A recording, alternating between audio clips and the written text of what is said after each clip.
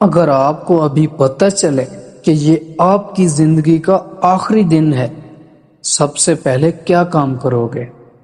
سوچئے مت، کیونکہ شاید جواب دینے کا وقت بھی اتنا ہی کم ہے جتنا آپ کے پاس زندگی بچی ہے۔ ہر روز ہم صبح اٹھتے ہیں اس یقین کے ساتھ کہ آج بھی کل جیسا ہی ایک دن ہوگا۔ صبح الارم بجتا ہے، ہم سنوز کرتے ہیں، پھر چائے، فون، پھر کام، سب کچھ ویسا ہی جیسا کل تھا۔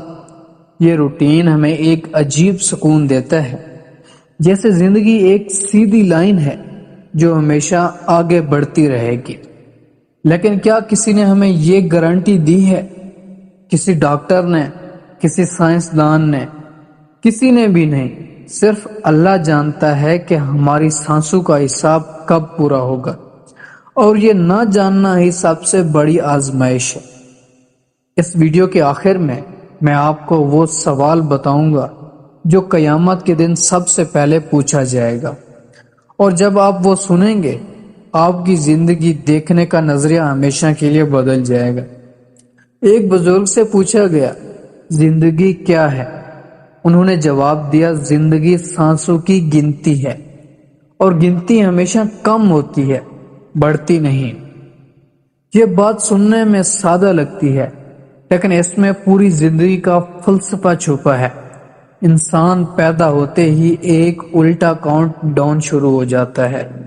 ہر دن جو گزرتا ہے ہمیں موت کے قریب لے جاتا ہے، چاہے ہم مانیں یا نہ مانیں۔ وقت ایسی چیز ہے جو کبھی نہیں ٹھہرتی۔ آپ چاہے امیر ہوں یا غریب، طاقتور ہوں یا کمزور، وقت سب کے ساتھ برابر سلوک کرتا ہے۔ سوچئے، جب آپ بچپن میں تھے تب یہ لمحہ جو ابھی گزر رہا ہے اتنا دور لگتا تھا، اور اب یہ لمحہ بھی گزر چکا ہے، واپس نہیں آئے گا، کبھی بھی نہیں۔ صحابہ کرام کے دور میں وقت کی قدر ایک جیتا جاگتا عمل تھا۔ صرف بات نہیں، روایت ہے کہ جب دو صحابہ آپس میں ملتے تو الگ ہونے سے پہلے ایک دوسرے کو سورۃ العصر سناتے۔ اس سورت میں اللہ نے قسم کھا کر فرمایا کہ انسان گھاٹے میں ہے، سوائے ان لوگوں کے جو ایمان لائے، نیک عمل کیے، اور ایک دوسرے کو حق اور صبر کی نصیحت کرتے رہے۔ یہ عمل بتاتا ہے کہ ان کے نزدیک وقت اتنا قیمتی تھا کہ ہر ملاقات کو بھی ایک یاد دہانی کا ذریعہ بنایا جاتا، کہیں ایسا نہ ہو کہ یہ لمحہ بھی ضائع ہو جائے۔ ایک اور مشہور واقعہ ہے، ایک بزرگ نے اپنے شاگرد سے پوچھا، تمہاری عمر کتنی ہے؟ شاگرد نے جواب دیا، 40 سال۔ بزرگ نے کہا، تم 40 سال سے اپنی منزل کی طرف سفر کر رہے ہو اور اب بھی واپس جانے کی تیاری نہیں کر رہے۔ اس واقعے میں ایک راز چھپا ہے جو آگے چل کر ہم ڈسکس کریں گے۔ اصل سفر کیا ہے اور اس کی تیاری کیسے کی جاتی ہے؟ دنیا ایک ایسی جگہ ہے جو ہمیں ہمیشہ کے لیے رہنے کا احساس دیتی ہے، جبکہ حقیقت اس سے بالکل الٹ ہے۔ یہ مسافر خانہ ہے، گھر نہیں۔ لوگ یہاں آتے ہیں، تھوڑا وقت گزارتے ہیں اور چلے جاتے ہیں، لیکن ہر انسان یہ سوچتا ہے کہ شاید اس کا معاملہ مختلف ہوگا۔ ذرا غور کریں، کتنے لوگ تھے جو آپ سے پہلے اس دنیا میں آئے تھے اور اب نہیں رہے؟ کتنے ایسے تھے جو اپنے پلانز بناتے رہے، اپنا گھر سجاتے رہے، اور ایک دن ان کی سانس اچانک رک گئی اور سب کچھ وہیں رہ گیا۔ ان کا پیسہ ان کے ساتھ نہیں گیا، ان کا گھر ان کے ساتھ نہیں گیا، صرف ان کے اعمال گئے جو انہوں نے اس چند روزہ زندگی میں کیے تھے۔ غفلت کوئی ایک دن میں نہیں آتی، یہ دھیرے دھیرے ایک ایک دن کر کے انسان کے دل پہ چھا جاتی ہے، بالکل اسی طرح جیسے دھول ایک آئینے پر جمتی ہے، تھوڑی تھوڑی، یہاں تک کہ آئینہ اپنا کام کرنا بند کر دیتا ہے۔ آج ہم سوچتے ہیں کل نماز پڑھیں گے، آج تھوڑا اور سو لیتے ہیں۔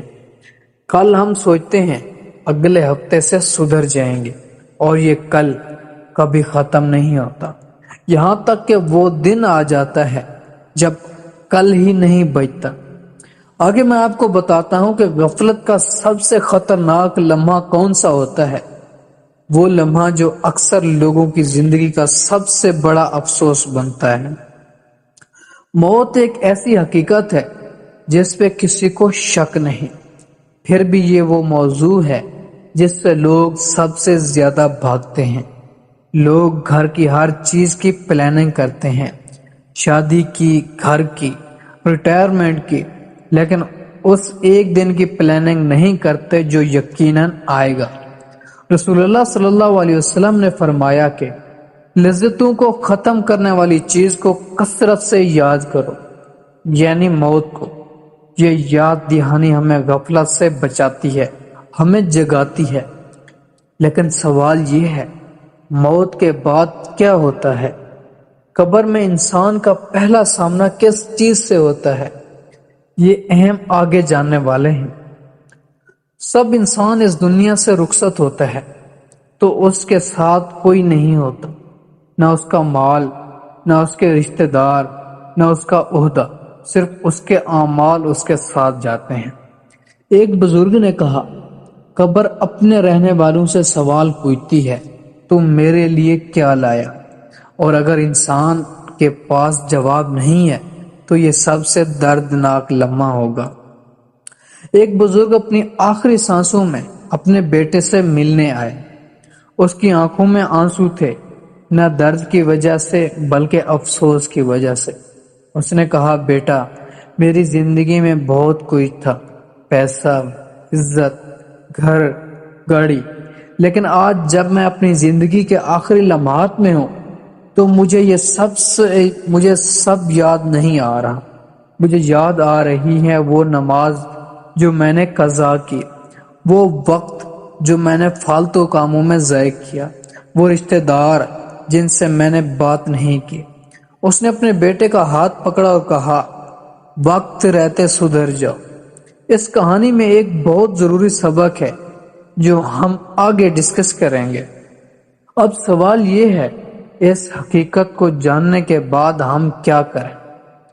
ہر دن ایسا جیو جیسے وہ آخری دن ہو، نہ کہ ڈر کے ساتھ بلکہ شکر اور مقصد کے ساتھ۔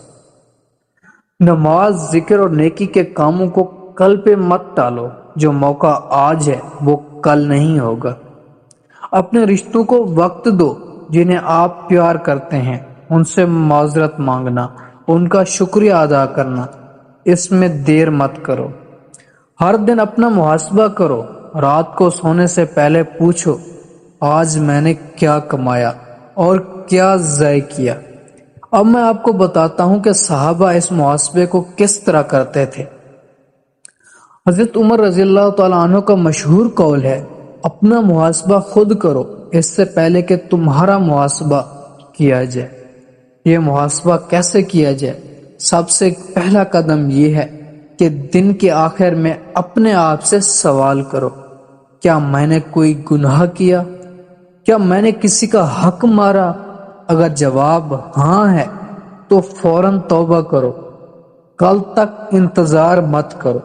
جب انسان روز اپنا محاسبہ کرتا ہے تو وہ دھیرے دھیرے اپنی زندگی کو سدھارنے لگتا ہے، بالکل اسی طرح جیسے ایک باغ کا مالی روز اپنے پودوں کی دیکھ بھال کرتا ہے۔ اکثر ہم سوچتے ہیں کہ وقت کا مطلب صرف عبادت یا کام ہے، لیکن وقت کا ایک اہم پہلو ہے اپنے رشتوں کو دیا گیا وقت۔ کئی مرتبہ ہم اپنے والدین کو بعد میں بات کرتے ہیں کہہ کے ٹال دیتے ہیں۔ کتنی مرتبہ ہم اپنے بچوں کے ساتھ وقت گزارنے کی بجائے فون میں مصروف رہتے ہیں۔ ایک واقعہ ہے جو یہ بات بہت خوبصورتی سے سمجھاتا ہے، آگے سنیے۔ ایک شخص روز کام میں اتنا مصروف رہتا کہ اپنی ماں کا فون کاٹ دیتا، یہ سوچ کے کہ بعد میں بات کروں گا۔ ایک دن اس کی ماں نے فون کیا اور اس نے پھر سے کہا، امی تھوڑی دیر میں کال کرتا ہوں، میٹنگ میں ہوں۔ وہ تھوڑی دیر کبھی نہیں آئی۔ شام کو اسے خبر ملی کہ اس کی ماں انتقال کر گئی۔ وہ اپنی ماں سے آخری بار بات نہ کر سکا۔ اس دن سے وہ شخص ہر کال کو اٹینڈ کرتا، چاہے کتنا بھی مصروف ہو۔ یہ کہانی صرف ایک واقعہ نہیں، یہ ایک وارننگ ہے ہمارے لیے۔ اسلام ہمیں ایک خوبصورت تصور دیتا ہے، صدقہ جاریہ، یعنی وہ نیکی جو انسان کے انتقال کے بعد بھی جاری رہتی ہے۔ رسول اللہ صلی اللہ علیہ وسلم نے فرمایا کہ جب انسان مر جاتا ہے اس کے عمل کا سلسلہ ختم ہو جاتا ہے سوائے 3 چیزوں کے: صدقہ جاریہ، ایسا علم جس سے لوگوں کو فائدہ پہنچے، اور نیک اولاد جو اس کے لیے دعا کرے۔ یہ سن کے سوال اٹھتا ہے، ہم اپنے وقت کو اس طرح کیسے لگا سکتے ہیں کہ وہ ہمارے لیے صدقہ جاریہ بنے؟ پہلا طریقہ، علم سیکھنا اور سکھانا۔ دوسرا طریقہ، اولاد کی تربیت میں وقت لگانا۔ تیسرا طریقہ، وہ چیزیں بنانا جو لوگوں کے کام ہیں۔ چوتھا طریقہ، اپنا مال اور وقت ان لوگوں کے لیے دینا جو ضرورت مند ہیں۔